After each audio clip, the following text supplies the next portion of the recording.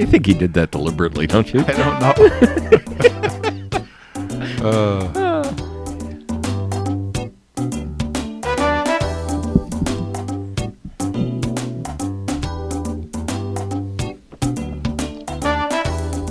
From the John DeVita Broadcast Center, welcome, ladies and gentlemen, to another broadcast of Armchair Experts with Jim Leon and Rich Massaro on the Windy City Hometown Entertainment Network and Jack FM 89.7 WRHS FM Norwich on Wednesday, October the 5th, the year of our Lord 2016. And now, here they are, without the fire department in front of the house, live and awake, Jim and Rich. Slightly deaf after the feedback through the headphones before we got on here. Jim, look to your right at the sign there, and look what some wise guy did on our show there. Arm hair. He made it to Arm Hair Experts. Who did that? We're gonna get him. Who did We're this? gonna get him, John. DeVita, take your headphones off and look out Look out, here. John. Yeah. He's stretching the cord. We're arm hair experts here now. Yeah. Some wise guy was here doing another show, John.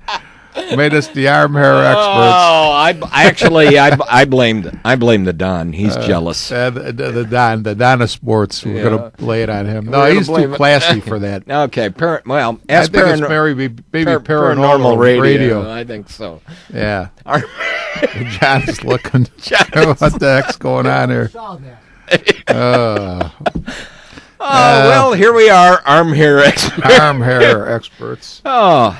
So what's new, James? No, nothing much there, Richard. What's new with you? Boy, I tell you, we John tried to damage our hearing with the feedback. See, I didn't get the feedback. Oh, I had a your good headset. What I did had you a great. do to him? I had a great. I don't know. I think it's when I said I was blaming everything that went wrong on Friday night on him. Yeah, I think John got you back. I there, think Jim. John was trying to get even with me.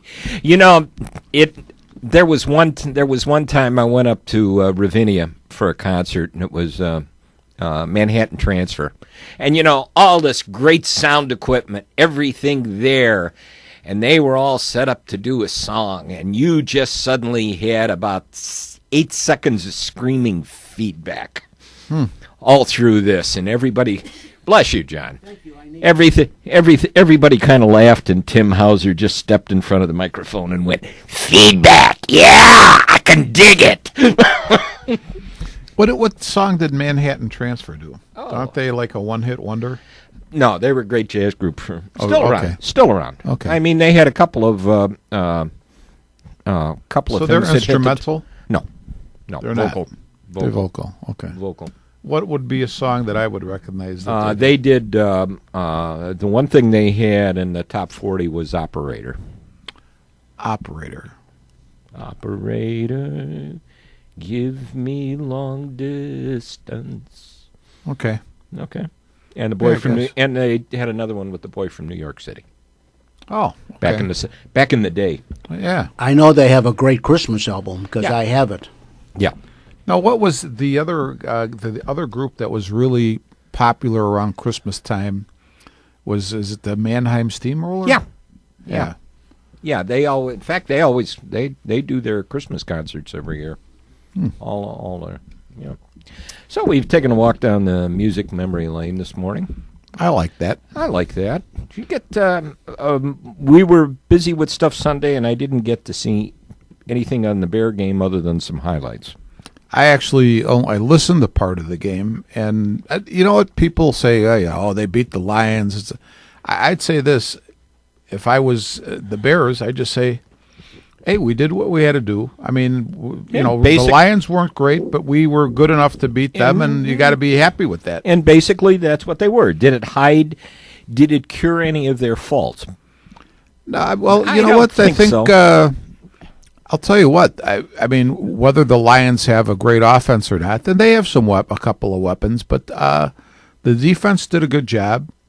I think the thing I liked the best from the game is that the offensive line, our offensive line, did a good job because you got Jordan Howard going over 100 yards. Yeah, First time in a year somebody went that way. Yes, and the other good thing is that we finally, and I think this has been something that not a lot of people talked about, but I think it's important. We got Eddie Royal going. I mean, Eddie Royal has been with us for a year, and has almost been non-existent.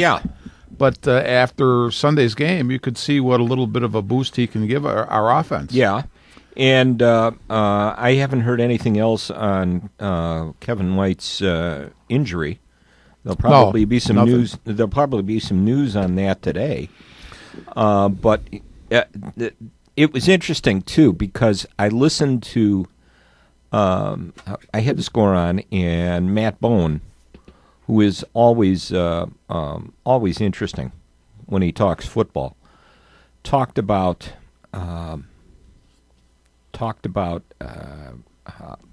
getting Kevin White into the offense and getting him to play faster, because he's understanding his role and he can see his reads. Yeah, that's when and he's that makes able to him do that without thinking. He'll everything will be better. Right, and that's the big key for him.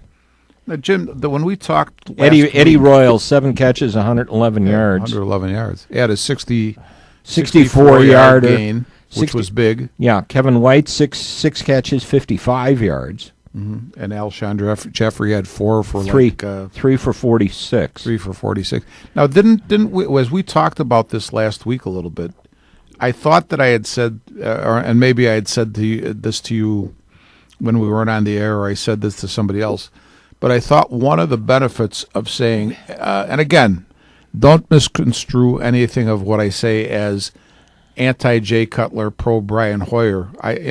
I think both of those guys can do the job. I think most quarterbacks can do the job under the right circumstances. Mm-hmm. But what I had said to you or somebody else is the less they rely on Alshon Jeffrey, the better the offense will look. And I think when you see Jeffrey with 3 catches, and the offense still looked pretty good. They only put up 17, but I think they moved the ball pretty well. That sort of plays out because once you become a one-trick pony, especially in the NFL, you're going to be dead. Yeah.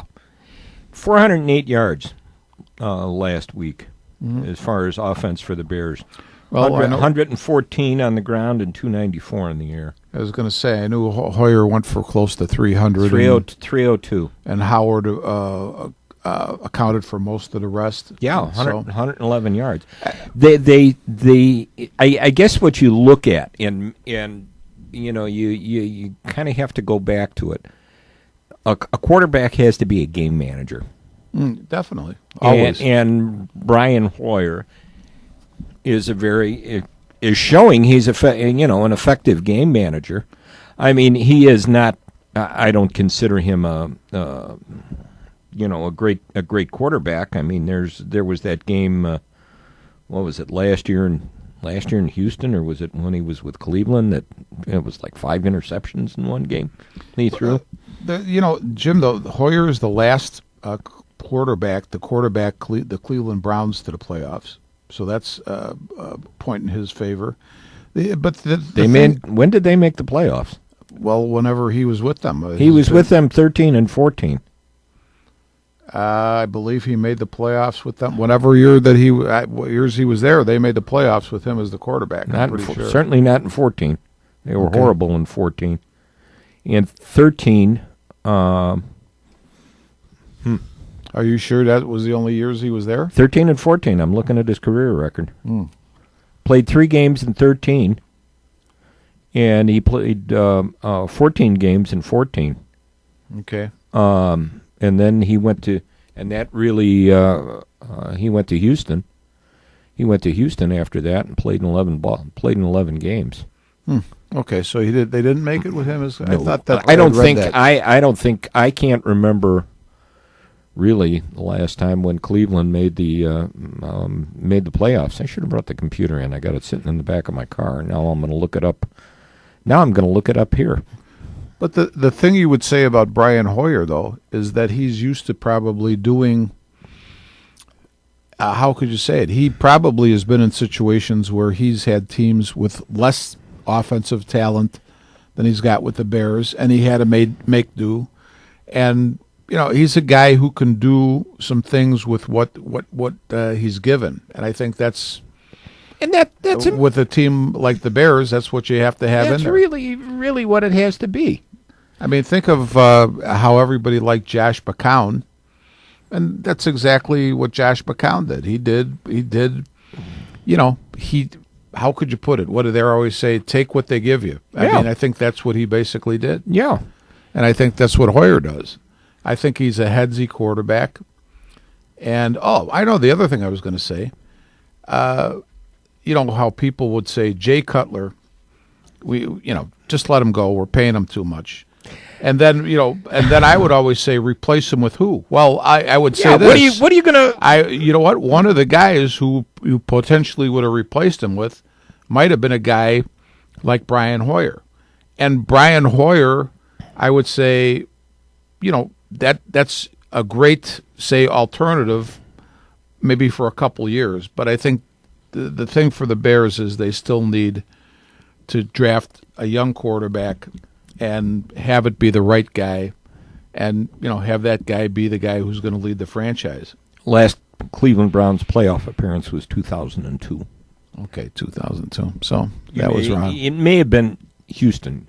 That could have been Houston. It may have been Houston that he took, because I think he did. I think they've been to the playoffs, and he might have been the quarterback. Yeah. But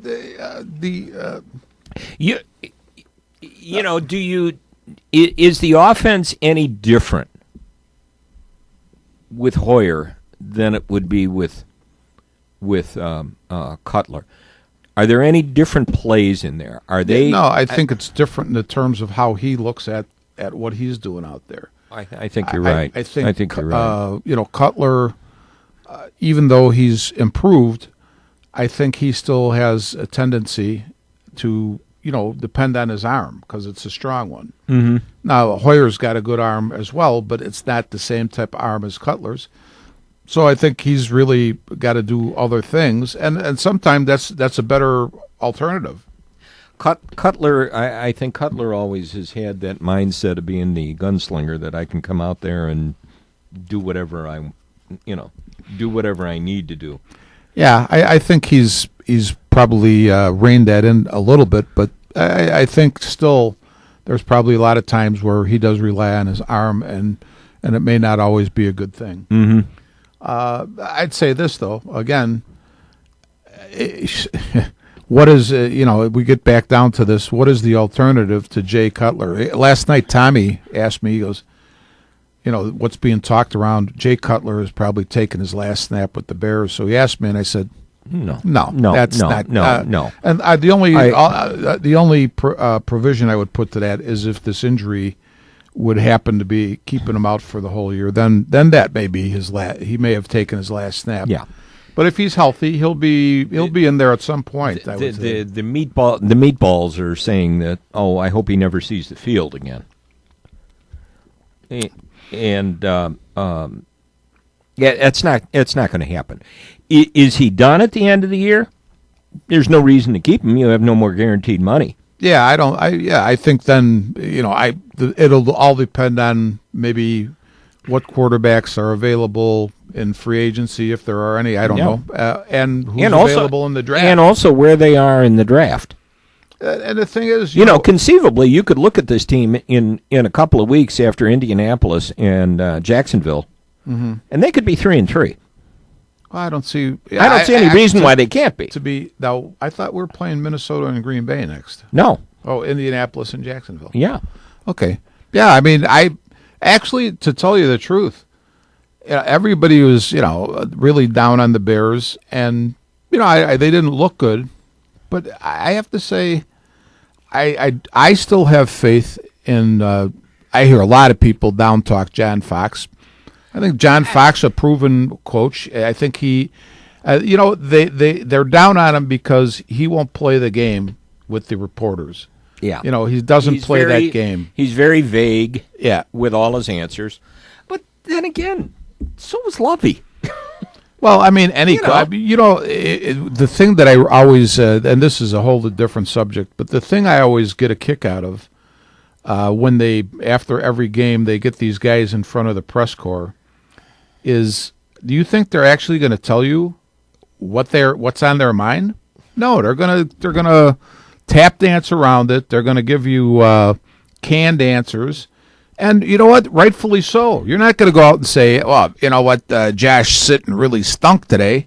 I mean, nobody's going to say that. Nobody's going to come around and say that. And why? And maybe it's different. I don't know. Why is Fox might be held to a different standard than somebody like Belichick, who never says anything? Well, yeah. I mean, Belichick grunts and yeah, gives two-word answers, and that's to be honest with you. You're a football. This is like when they ask a candidate, what are you going to do about such and such? You know what?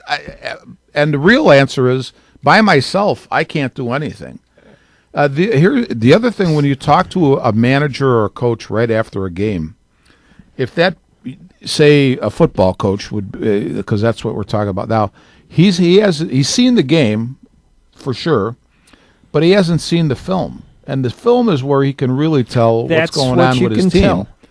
And it's a whole different thing. You have an impression of what the game is as you watch it, and you might say, "Oh, Alshon Jeffrey had a great game," but then maybe you look at the film and you say, "All right, he caught some passes, he made some yards, but." You know what? He didn't block or he didn't run his routes as well as he should have. So maybe it's not as good a thing as you initially thought. That's so right. if you automatically say, "Oh man, Jay Cutler played great," and then you look at the film and say, "Well, maybe he got lucky a couple places, or he didn't play that great, or maybe you missed some things." I mean, so what do you think you're supposed to say there? Yeah, most coaches will. There's so many coaches will say, "Well, my impression is this, but I really can't say anything more until I look at the tape." Yeah, which I agree with. You can't tell. We're going to look at the tape and get busy for next week. Jim, I always go back to the first varsity game I ever started. I had the most points on defense. We played Mundelein. I was high man on points on defense. I knew that, okay, I got the points, but other than that, I thought I played terrible. And when the coaches looked at the film, they thought I played terrible. I mean, I made some tackles. I was in on tackles. But it was the one time in my whole football playing career, if you want to put it that way, I didn't know what the hell I was doing the whole game. They had usually I was smart about that stuff. They had put in a defense for this game. I never really could get where I was supposed to be. And I was making some stops, but you know what? I was missing a lot of things because I was not in the right spot. Mm-hmm. And so it's very deceptive, yards gained or tackles made or sacks. Those are all flashy stats, but it doesn't always necessarily tell you what really happened. It doesn't. Yeah, I was going to say it doesn't really reflect what you. It doesn't always reflect what you did. Mm-hmm. You may have been lucky. Let's take a game like the Dallas game last week, where everybody says, "Well, Hoyer passed for 300 yards." But it was, in garbage time. The Bears were already behind. But here's what you would say. There's a couple things. First off, what else was he supposed to do? He had to do that. So, and he was going to gain some yards because there's two things that were probably happening. Dallas maybe could back off a little bit at times, and there were some openings. But the reverse also can happen, where now Dallas is pretty far ahead, and their defensive linemen can probably at a lot of times just discount the rush, the running play, and what I mean by the rush, and just take a run at the quarterback. So, it's good and bad at the same time. And so, when people say, it was just in garbage time, I don't necessarily look at it that way. No. Because you get to the point, what else are you going to do? Yeah, I mean, they still got to play. You still got to play. You got to do the best you can. And regardless of the circumstances, you got to keep trying to put points on the board. That's what they did. They were successful a couple times. And I wouldn't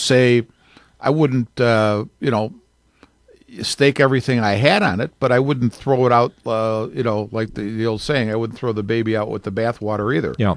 So, yeah, I actually think the Bears might play and have a decent season. I think they, there's a good chance they're going to be, after these next two games, they're going to be 3-3. Mm-hmm. They could be. And when you look at other teams, you look at Minnesota. Well, I don't think anybody expected Minnesota to be where they are right now after losing your quarterback. Right. And you're losing, and you lose your running back. Yeah, no. You lose Adrian Peterson, you lose Bridgewater, and there was a key loss on defense too. And I heard the name, and I forgot it again. Yeah, I don't know. But to look at them and the way they are right now, they're pretty doggone good. The Packers are always the Packers. Yeah, they are. I would say, you know what, Minnesota is a really solid team. Sam Bradford, people forget Sam Bradford was a very highly thought of quarterback coming out of college. He wasn't with the best of teams with the Rams, and then he went to Philadelphia in a really screwed up year for Philly. Yeah. And you know what? Now he's come into a situation where, I guess you would say there's more stability offensively. He's got a nice target in Diggs. Mm-hmm. And also, his tight end Rudolph is a good receiver. Mm-hmm. He had you don't have Adrian Peterson, but I tell you, I think Sam Bradford will do nicely with that team. Sam Bradford is a game manager. Yeah, well, an effective game manager. Yeah. Did you see any of the game last night? No. He made. I don't have cable. Okay, so he made one of those throws, Jim, where and it was far, pretty far down the field. I'd say it was probably at least a 40 or 50-yard throw, where he dropped it in between two defenders to his receiver. Nice. Bradford's, there's a guy who, because of the way his career started, is never going to probably get the respect that he should get. But he's a good quarterback. No, I think, again, he's going to be a very effective quarterback. Mm-hmm. I think you build your offense around his strengths. And I'm noticing more when you look at this, more often, since it's really becoming more of a passing league, right now. What's the most effective thing? Well, those little 6, 7, 8-yard drops. Sure. Try to get a little distance in there and hope somebody can break it through. You're not going to unwind and throw 40, 50 yards down the field. It's going to be hard, that's for sure. Yeah, it's going to be really hard. You're going to get those opportunities, but most of the time it's going to be a nice little quick dump down the field. Well, what did you think of the Bears? I mean, I know you didn't. Did you see the game? No. We had other activities during the day, and I didn't really get a chance didn't get to see anything other than catching a few highlights. Hey. Again, like I said, White impressed me that he's starting to get into the offense, and I think he's going to be a very effective. Yeah, I think so. I think he's going to turn out to be very effective. I never panicked about White. No, I never did. I didn't really either. I hope the injury isn't serious. I hope Leonard Floyd doesn't turn out to be a serious injury, because what's important for them, they need to play. They need to play. Although I'd say this, and I'm not saying that Leonard Floyd is not going to be a good player, but I noticed that the little bit of the game that I heard, Sam Acho was in there a lot, and Acho. You like Acho? Yeah, I do. He could be one of those guys that's never really, highly thought of. But you know what? He's a guy who's going to give you, he's going to give you your money's worth when he's in the game. Mm-hmm. I thought it was interesting. Last exhibition season, when Timu first came on the team, he made at least one play, an interception or a fumble recovery in one of the exhibition games that was, and I saw him, he was all charged up, and I sort of liked him. And I think we mentioned him last time we had the show, And boy, he probably had the play of the game in the Bears game on Sunday when he stuffed that run at 3rd and goal, and that forced the Lions to take a field goal instead of getting the touchdown that would have gave them the lead. That was huge for us. You know, I always get a kick, Jim, out of the paper because they say the guy who was writing one of the Bears articles said, "No, you know there is sometimes that guy who studies the playbook and knows what the other team is going to do will make that play." And we still need playmakers, but sometimes those guys are effective. And I'm thinking, the guy who knows what the other team's tendencies are and, acts on that and makes the play, whether you think he's athletic or not, you know what? That is a talented player right there. Somebody who knows what they're doing and can put it into action. You know what I'm saying, Jim? Yeah. Yeah. I had a thought here, and it just kind of disappeared. About the Bears? About the Bears. I have to caution everybody when we jump around into different subjects. We jump from one thing to the other. You have to keep in mind that this is the way Jim and I converse, and this is actually just a conversation between Jim and I. This is the type of conversations we've been having for 50 years. Because as we're talking about the Bears, Jim, I'm thinking that I was out last night for a little bit, and on the way home, I'm listening to the Bulls on on the radio broadcast. And this week, it came to me, and I've expressed this to a few other people, and I'll say this on the air. When we talked about the Bulls during the summer, when they acquired Wade and Rondo, and we were like, what the heck are they? Are they trying to really just deep six Hoiberg? But, the more I've thought about this and what I've read, I'm thinking that the Bulls may actually not be that bad this year. I don't think they're going to be as horrible as everybody viewed them early on. We'll get more into that on the second half. Are we going up to a break here? Well, we got a couple of more minutes. I was just looking at some of the little odds and ends about the Bears game. About the Bear game.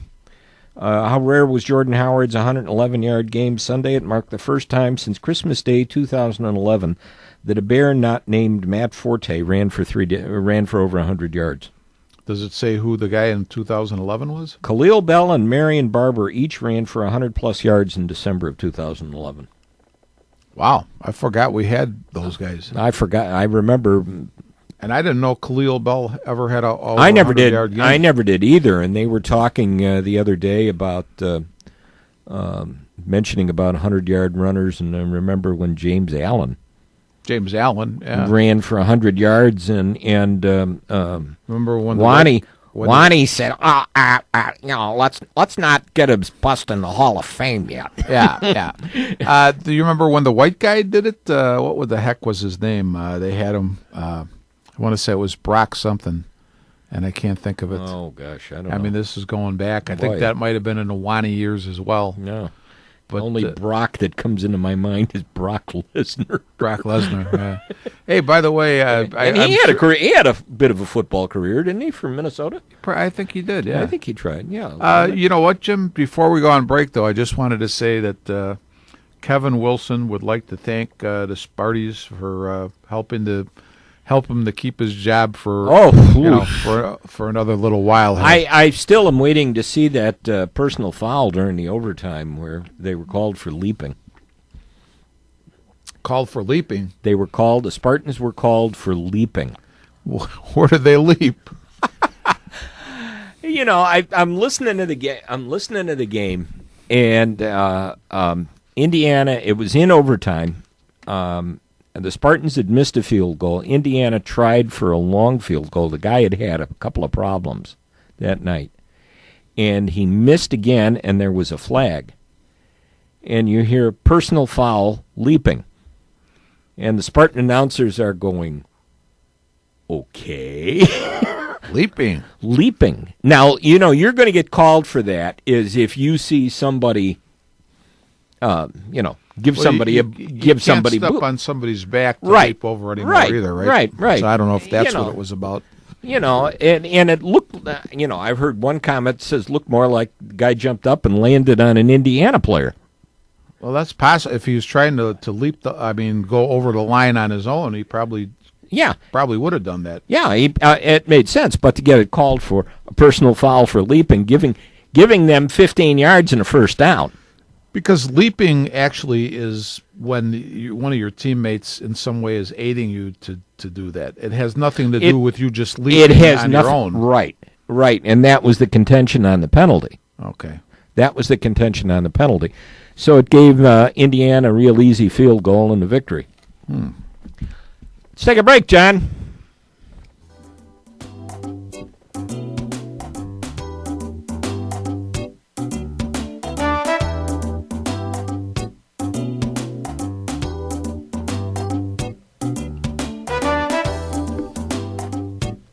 You're listening to Armchair Experts from the John DeVita Broadcast Center on Jack FM 89.7 WRHS FM Norwich and the Windy City Hometown Entertainment Network on Wednesday, October the 5th, the year 2016, with Jim Leon and Rich Massaro.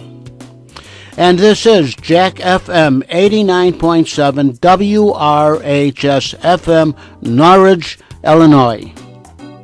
And now back to Jim and Rich. Still sitting. Not hearing. There we go. Okay. Still sitting up on our own, breathing on our own. It's interesting here talking about the Bears and the prognostications here. Patrick Finley, in his little column here, as he has his barometer in the last, is predicting him out right now as 5-11.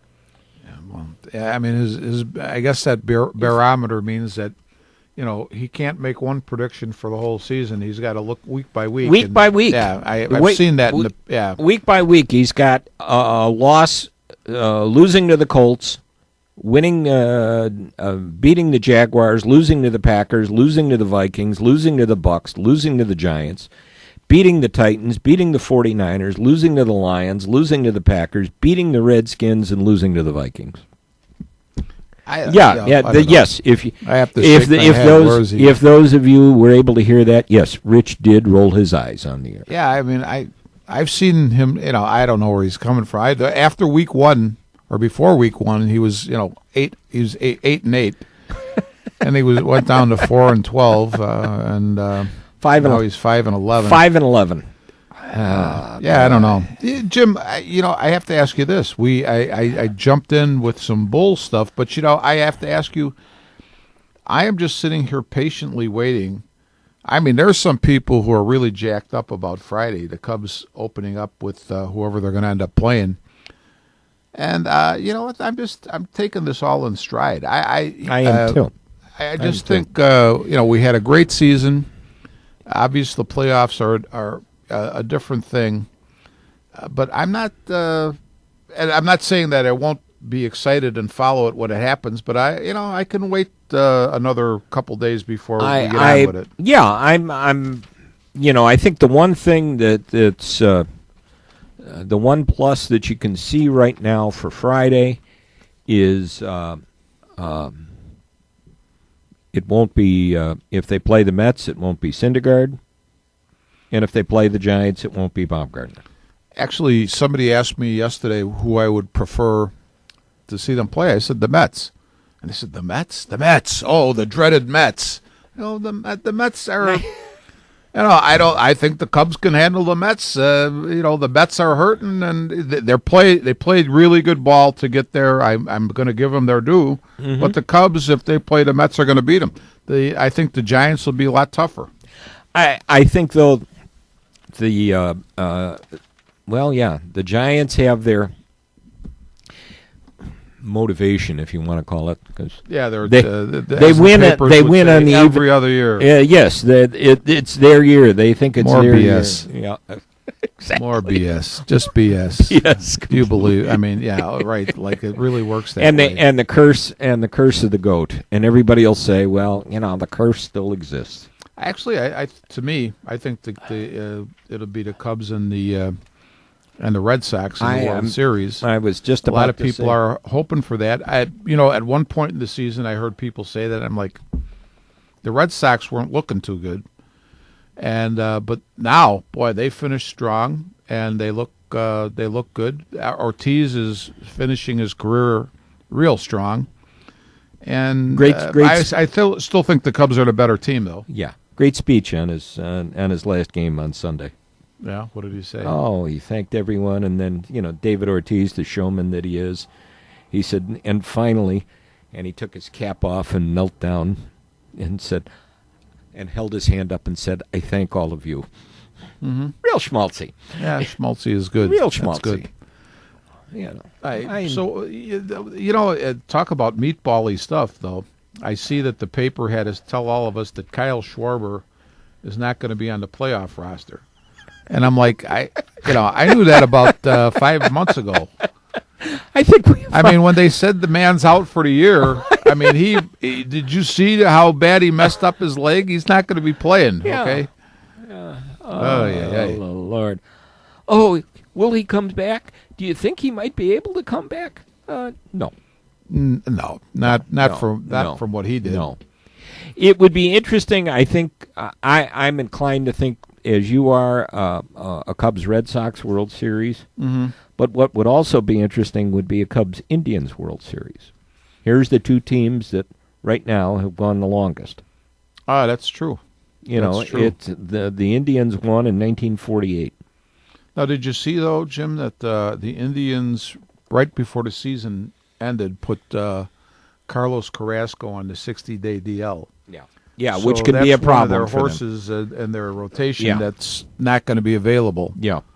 And honestly, Terry Francona must really be a good manager, because I think the Indians stink, basically. He got a lot out of them. He does. I don't see anybody got a there lot that I of- really even care to see. No, he got a lot out of them.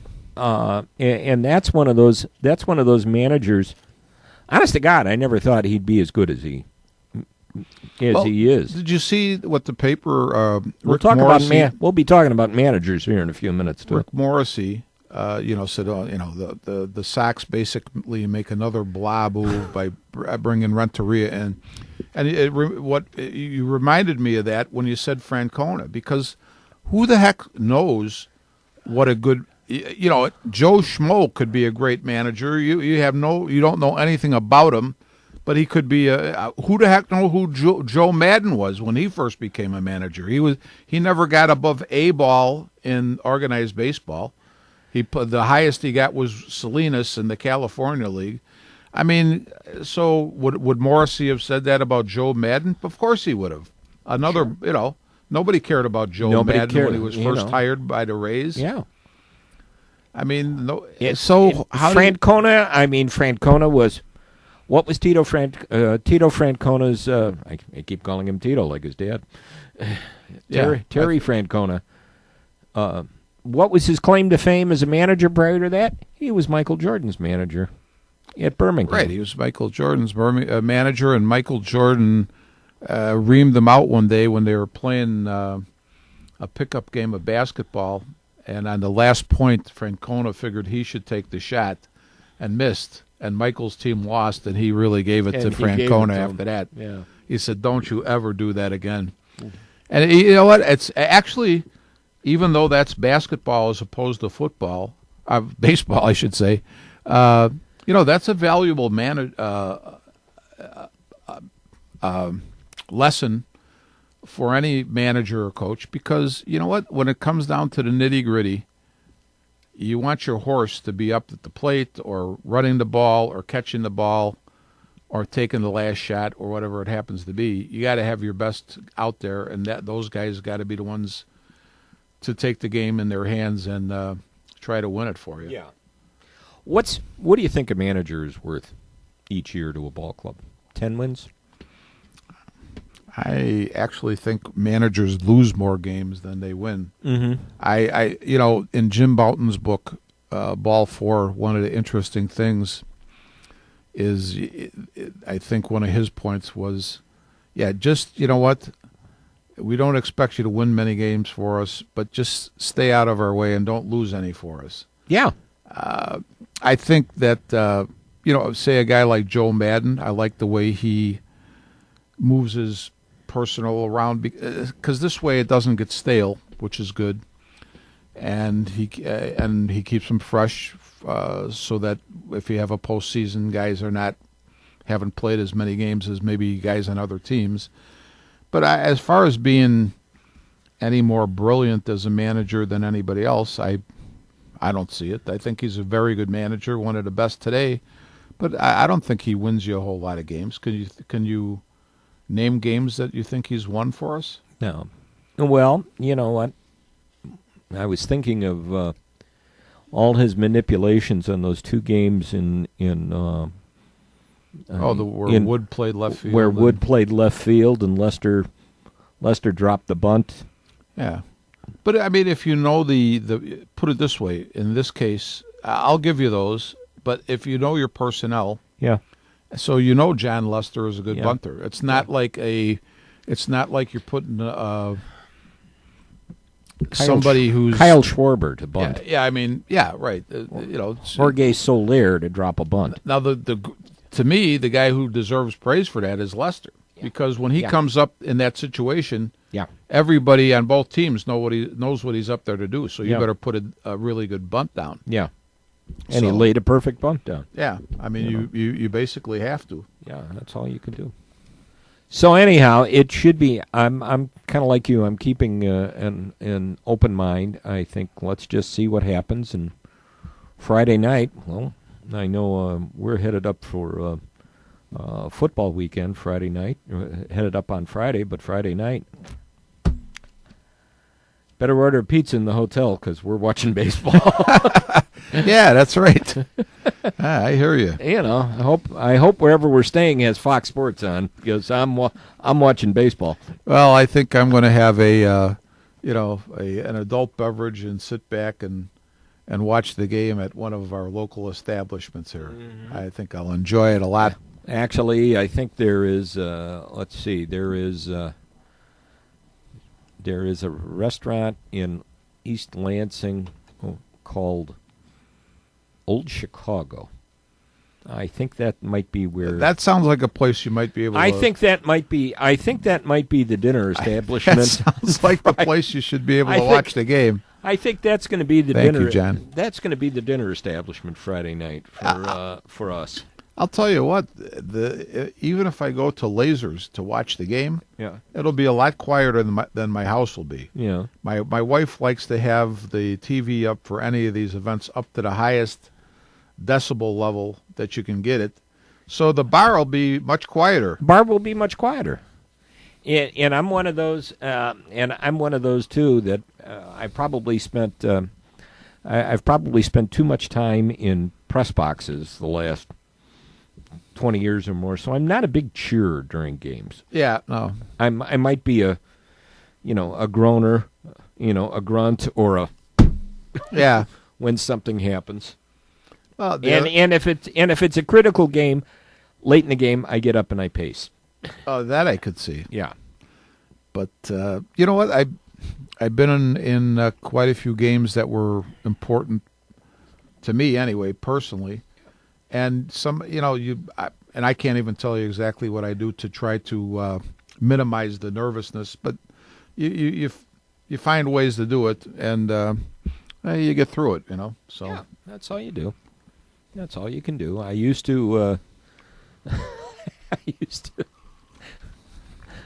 My first wife used to make sure when I'd go down and watch the Bear game, I didn't have shoes on, in case because you might throw one. I might throw one at the TV. Now, who's going to start the opening game for the Cubs, or have they not said that yet? I don't know, but I think the way he was setting his rotation, I think it would probably wind up being Lester. That'd be my choice. Lester, Hendricks, Arrieta. Yeah.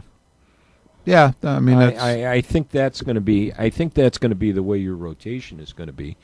Now you're probably going to catch. All right, let's see. Wednesday is Prince Spaghetti Day. Wednesday. Well, actually, it was yesterday. I made spaghetti yesterday. It was one of those. What are you going to cook tonight? I don't know. I don't have anything I want to defrost. I think it's going to be I think Wednesday, Prince Spaghetti Day, is going to be Monday this week. So Wednesday, you're going to say it's Bumgarner versus Syndergaard? Bumgarner versus Syndergaard on Wednesday. So you're probably not going to see either one of them until I don't know, maybe the second game? Maybe game 3. Yeah, it's two. Yeah. Yeah, game 3 would be, the way the schedule is right now, Friday and Saturday here, Monday and, what day is the 11th? What day is the 11th? Monday and Tuesday at the other park. So you're probably not going to see them until at least game 3. One of Okay. them until game 3. Okay. So it should be fun. All right. Should be fun. I'm just going to sit back like everyone else and see. Here's something I wasn't even planning on. I just saw a little item about that yesterday. What? The Today's Game era ballot for the Baseball Hall of Fame. What is this one? Something new? Oh, this was one of 4 era committees identified in July when the Hall's Board of Directors announced changes to the era committee system, which provides an avenue for Hall of Fame considerations to managers, umpires, executives, and as well as players retired for more than 15 years. So on the ballot is also included on the ballot is Harold Baines and Lou Piniella, Yeah, boy. along with Albert Bell, Will Clark, Earl Hershiser, and Mark McGuire. The other manager being considered is Davey Johnson, and 3 executives, John Scherholtz, George Steinbrenner, and Bud Selig. You're just as enthused as I am. No, I'm thinking about because I think the executives that you named have a much better credentials to get in than some of the players. Yeah, I'm honestly thinking you're going to hear, I think Steinbrenner and certainly would be a shoe-in.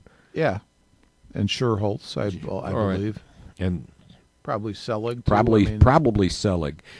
You can criticize him for a lot of things, Yeah. but there was a tremendous growth in the game. No, I don't know if I criticize him for a lot of things. The one thing I do criticize him for is The the All-Star knee game. jerk on the All-Star game. That was, yeah. Yeah, and other than that, I thought that he did a good job. Yeah. I don't know. And, people, I'll tell you what really kills me is, the press will dog Major League Baseball out for the steroid era. But when Sammy Sosa and Mark McGuire were cranking out homers in '98, the press corps was out there cheerleading for both of them and never said or even gave a hint that they suspected that either of those guys were doing anything in terms of steroids. No, so, because you know what? Give me a break, okay? Because you they- guys were in yeah. on the whole thing. Yeah, because they viewed it as saving the game after the disaster of the strike in '94. Right. We brought the game back. Yeah, that's right. And they did. Everybody was excited about that. Yeah. You excited about the new manager at Comiskey Park? I think they have a good manager. They have a good manager. He's a good, decent guy. Is it the best choice? I don't know. What were the other choices? I don't know. They didn't. They didn't even. They didn't. As far as you know, they didn't. As far as I think- everyone else knows, they didn't interview anybody. Honestly, I think that was the choice from the day he was hired. I thought so too. I thought I really thought that too. That if they got a chance to whack Ventura during the season, you've got a guy in place. See, he was a good soldier because I think part of it is that he got. I'm not going to say. Well, I guess you could say a raw deal from his perspective with the Cubs, and a lot of people would say. I mean, the Cubs did the right thing, obviously, but you know what? Renteria said, "I'm not here to be the manager during the season. I'm here to help the manager in place." And he did what he said he was going to do. And then after the season, of course, that's a different ballgame. But I really think that when he was hired, I don't know if he was in on this discussion, but I think that was the idea. He was going to be the manager. They started. Apparently, they started these discussions in August. Okay. that they started to talk about the idea of this in August. And I think the whole deal, as strange as it sounded, was Robin can come back if he wants to. Yeah. It was to give him an opportunity to exit with grace. Yeah, I think so. Which is good. Which is I like fine. that. Which is fine. The question a lot of Sox fans are beginning to are asking, and it's kind of funny listening to some of them on the radio as they call in, is exactly who is in charge there. You mean who's making the decisions? Who's making the decisions? Is it Hahn? Is it Kenny Williams? I think I told you that I can't remember if we talked about it on the air or personally, and John's not in the room, so I'll say it, that I heard Lawrence Holmes on the Scorers say that he'd like the slogan for the White Sox to be next year to be full ass, because everything they seem to do, they do half-ass. What direction is this team going to go in? And they're really mum on it. You produce pitchers, but you don't produce position players. Honestly, Jim, something you just said made me think of this, and I think I've said this before. Robin Ventura is gone, so this is a moot point. But Yeah. I think we said during the year, I said, you know what? Don't fire Robin Ventura, but get rid of the front office guys. Oh, God Almighty, yes. Because I don't say Robin Ventura is great, but I think, as you said, what what you said about what was said on the Lawrence Holmes show, that's right. You know what? Either I don't know, go all in on some. Well, I don't know. But here's the thing, man. You can't just throw any player at the situation. I mean, I look at a guy like.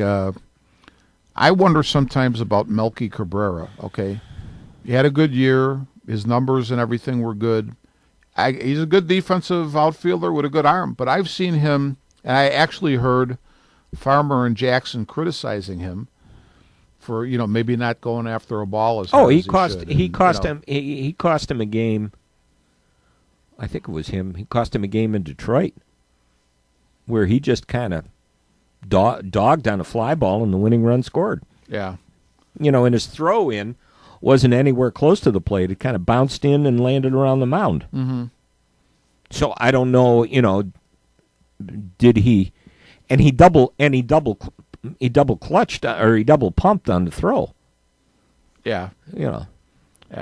Yeah, so but, when it comes to what it really comes to is the quality of what you put on the field. Well, at least you want to have guys who, I'll tell you what, the two guys, and I'm not saying this because I'm not against Hispanics, but I'd say Garcia and Cabrera are guys I would like to see gone. Obviously you're going to need a catcher, but that could be Narvaez for a short period of time. Yeah, and there are a couple of catchers that are going to be available this year. Whiters from the Orioles, and although he's injured, Wilson Ramos. See, I hate to see them keep throwing. What somebody else doesn't want, they throw into the breach for the team. Yeah, I mean, I don't. And they have had enough. They've had enough bad decisions. A lot of bad decisions. And enough trades that have just gone awful. I understand, at least the rumors are strong, that they will listen to a deal for anybody. I'm sure they'll listen. A lot of people are suspecting that the first one that will go is if anybody comes up with an effective deal for sale, makes them a good offer for sale, sale's gone because everybody's tired of him. The act don't play anymore. Ventura, one of the things was he's had enough of them. That was one reason he didn't want to come back. Okay.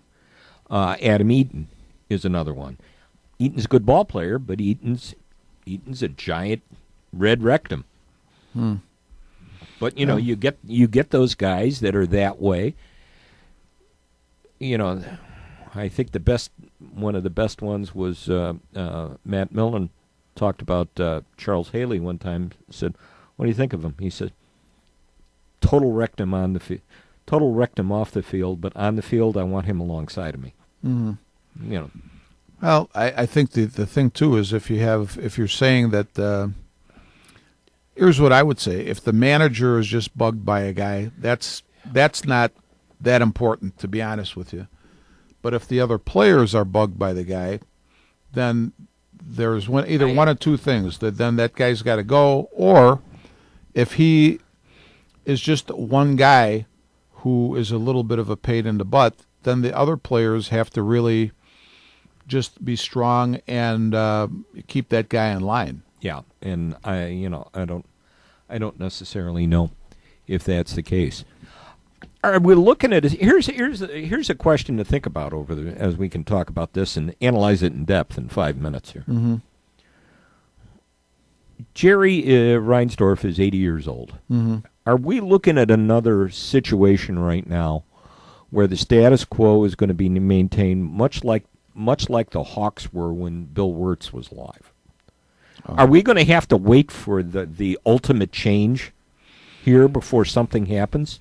And I'm not just saying this. I'm not a Sox fan. I always enjoyed going out to a Sox game. Mm-hmm. I'm not a Sox fan, but I'm looking for the quality of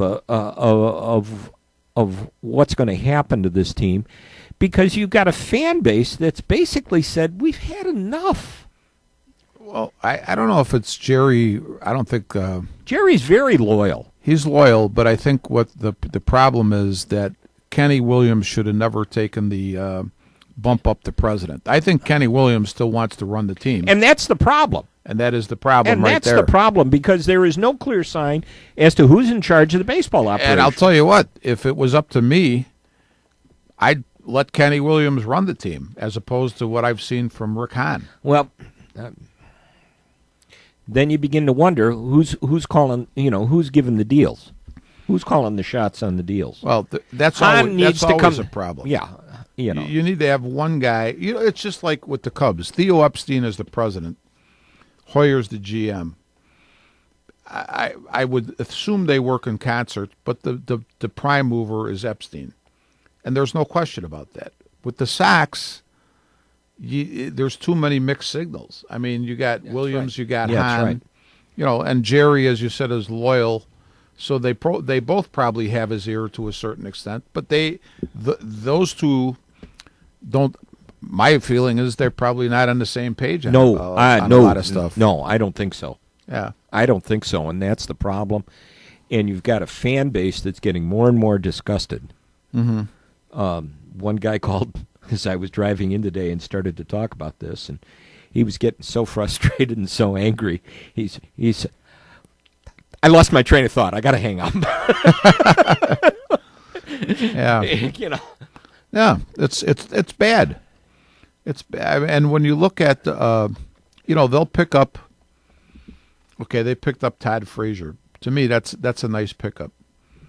But you know what? The guys they picked up to catch, I mean, very pedestrian. I mean, Navarro and Avila. I mean, great guys, but not guys who are everyday catchers. Not anymore. Laurie was okay, but he was hurt for most of the year. And it seems like they downgrade good guys that come up through their system. I think Saladino is just an outstanding player to have on your team. Mm-hmm. Plays so many positions. He's a solid hitter. A bad trade, getting Garcia in here, and lame game James. Yeah, I mean, although, it's really, here's the thing. Somebody's who really knows what they're looking at has got to say, what is the deal with James Shields? Sometimes he looks fantastic. Other times he looks horrible. So which one do we really have here? Who's showing up? Yeah. Who's showing up? James Shields with the White Sox was 4-12, 6.77 ERA. Gave up 139 hits in 114 innings. Batters hit 296 against him. Wow. Rough. Yeah. Rough. Yeah. But there's nothing in the farm system, I don't think. Much of anything. I don't know. I'd have to look into Not that I know of. That I hear of. And one of the things, you think about, when you talked about Frazier, getting Frazier, who'd they give up? They gave up somebody out of Frankie Montas. They gave him I don't know up. who they gave up. They gave up. They gave up some. They gave up some prime prospects, which sometimes you need to do. Yeah, and how prime are they really? Yeah. When you think about it. When you think about it, you never really know.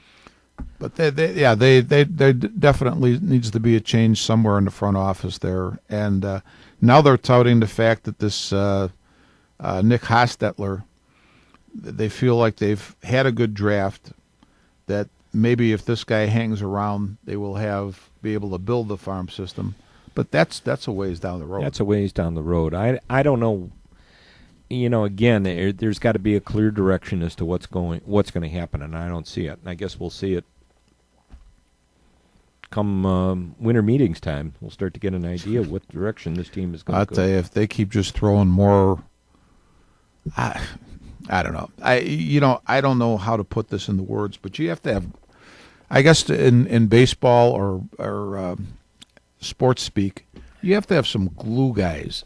Not just guys with good stats, but guys who, are like a dog with a bone that's not going to let go of it. You're going to have, he's going to fight you all the way to keep that bone. Okay, that's the type of guys you need. I'm not sure if that's the type of guys we have on the south side. No, I'm not sure if they do.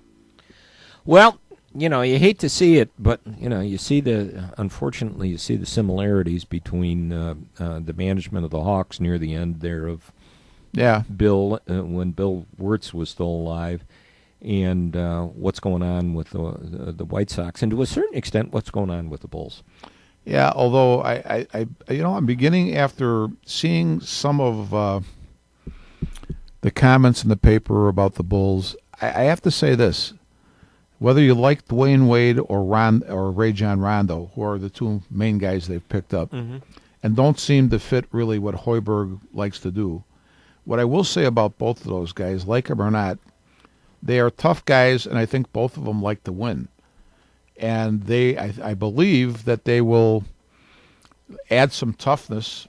That's my phone. Add some toughness here, and that could help the Bulls. That could help them a lot. It could. They could conceivably make the playoffs, but again, draft pick wise, they still could wind up being caught in basketball purgatory. Oh, that's true. They still could be in basketball purgatory. Basketball purgatory, which always seems to happen. Hey, I think we managed to kill an hour and change once again. Oh yeah. We managed, for two guys who come in here and have no idea what they're going to talk about. We somehow managed to kill an hour. We kill an hour. The only thing that was missing was a scone from Fanny's Bakery. Yeah. John, can you take care of that for next week? Yeah. You go. Yeah. Okay. Yeah. Fine. No problem. Yeah. No problem. John just shakes his head and tolerates us. Anything on your mind you want to talk about, Mr. DeVito, before we get out of here? Any thoughts? Good. No, I just hope that the next Rebels game that the referees keep the flag in their pockets and not. Well, it wasn't too bad Friday night. Friday was okay. Friday was okay. Now the question is going to be on our next home game, which is going to be October 14th, that we're going to do. Will there actually be a game? Because apparently Guerin Academy is having a hard time with their football team this year. So we'll find out if there will. Well, we know for sure there's not going to be a sophomore game. We know for sure there won't be a sophomore game. There'll only be one game that night. And that's the one at 7:00. I assume they'll keep it at a 7:00 start. Yeah, so but one never knows with Ridgewood. To be honest, if you're the AD, you probably want your sophomore kids to play a game. So if you can scrape one up, you'll probably do it. Yeah. What kind of troubles are they having at Guerin? Well, we heard Jim DeRose mentioned as we were leaving Friday night that at one point there was 13 players on the football team. Yeah. 13 players on the varsity. And the head coach is starting to pull people up from the sophomore squad and that. And I think the last count we might have heard was 21 players. Oh, boy. Yeah. How many are supposed to be on? Well, I mean, 11 will do the trick for you, but you really want to have a high school squad, in my mind, we probably want to have about 40. I Yeah. mean, Ridgewood usually Yeah. has about 30, Yeah. but that's even thin. That's pretty thin when you see some squads come out there. So we'll have to find out if there'll be a game on the 14th. All right, do me a favor. Keep me posted if you know. We'll probably know before we will. Yeah, you will. And I'll let you know if I know, because I will not be at that game on the 14th. All right, then. He's you'll a have- no-show again. You'll have my assistant doctor of the Dial State taking care of everything. James Rudy will be up there. You know, I working think John liked this last weekend here where he could get away on Friday, and I think so, he's, too. you know, I think so too. I hope this doesn't become a habit. No, no. I'm going to have to see what I can find to do on October 14th, and maybe I'll just take off. Rich, you'll be in charge then. I'll be in charge of that night. Oh, that'll be good. I Hey, have it was bad. I felt bad enough. I missed at least one station ID, but I threw one in at the bottom of the hour just to try to make up. Well, I haven't heard from the FCC yet, so don't worry about it. That's good. Good, but I always feel guilty when I miss the station ID. That's okay.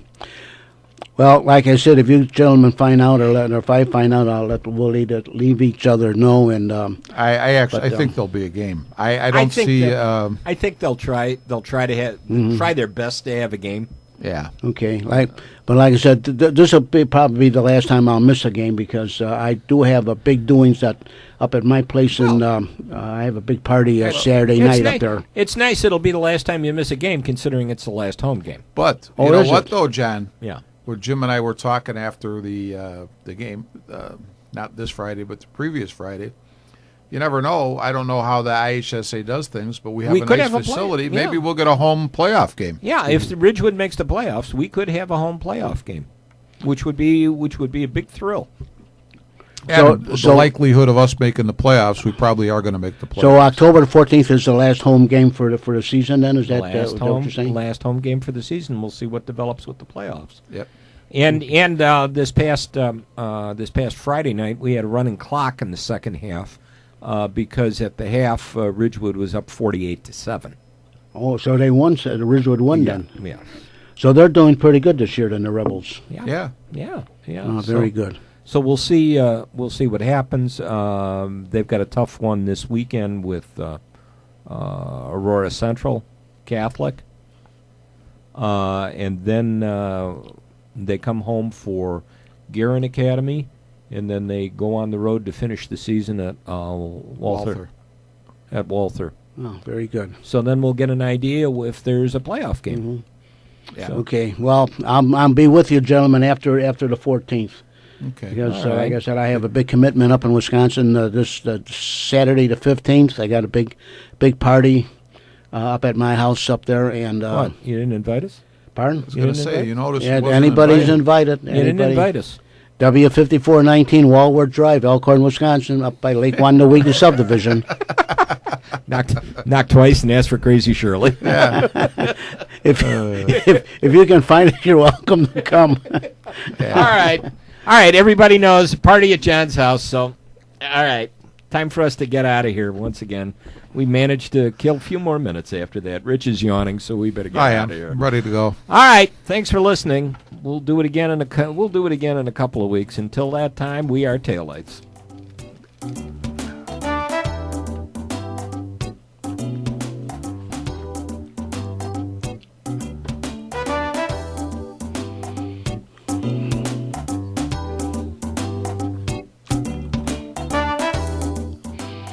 You have been listening to Armchair Experts from the John DeVito Broadcast Center on Wednesday, October the 5th on Jack FM 89.7 WRHS FM Norwich and the Windy City Hometown Entertainment Network with the WRHS FM sports announcers Jim Leon and Rich Massaro.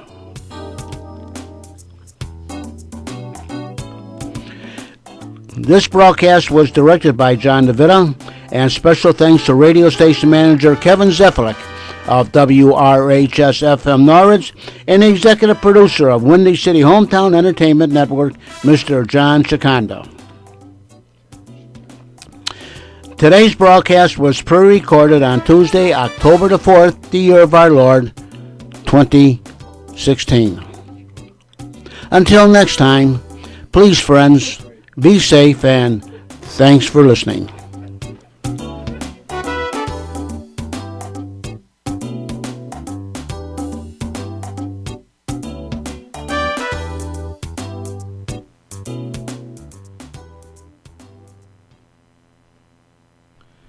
And this is Jack FM 89.7 WRHS FM, Norridge, Illinois.